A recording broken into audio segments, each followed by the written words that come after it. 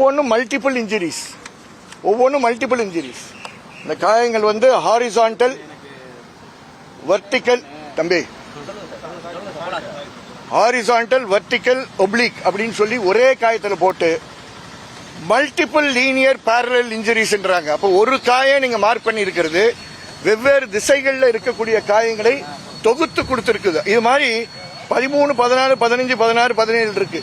இது ஒரு ரொம்ப முக்கியமான ஒரு ரீடிங் இந்த 44. அப்போ இந்த மசில் லெவல்ல இருக்கக்கூடிய காயங்கள் வந்து வெறும் அருவாலெல்லாம் வச்சு பண்ண முடியாது. பிளண்ட் ஆப்ஜெக்டை வச்சு தான் இதை நடத்தி இருக்க முடியும். இந்த மாதிரி பிளண்ட் இன்ஜுரிஸ் வரும்போது என்ன ஆகுதுன்னா உடல்ல கிரியாட்டின் லெவல் அதிகமாக இறங்கி அது பிளட்டை பாய்சன் பண்ணி அது கிட்னிக்கு போய் சேரும்.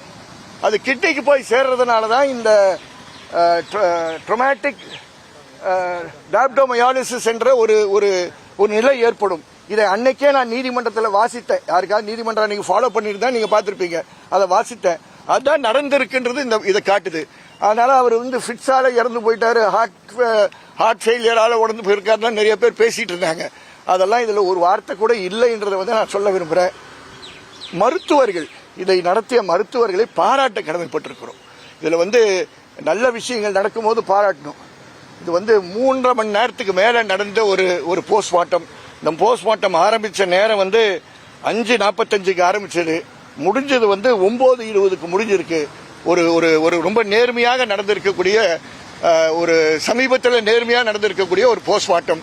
அந்த போஸ்ட்மார்ட்டம் செய்த மருத்துவர்கள், அதுக்கு பக்கபலமாக பக்கத்தில் இருந்த ஜுடிஷியல் மேஜிஸ்ட்ரேட் திருப்பவனம், இவங்களெல்லாம் பாராட்ட நம்ம கடமைப்பட்டிருக்கிறோம். இதான் இது வந்து இன்டரம் ரிப்போர்ட். இது ஒரு ஃபைனல் போஸ்ட்மார்ட்டம் ரிப்போர்ட் அல்ல.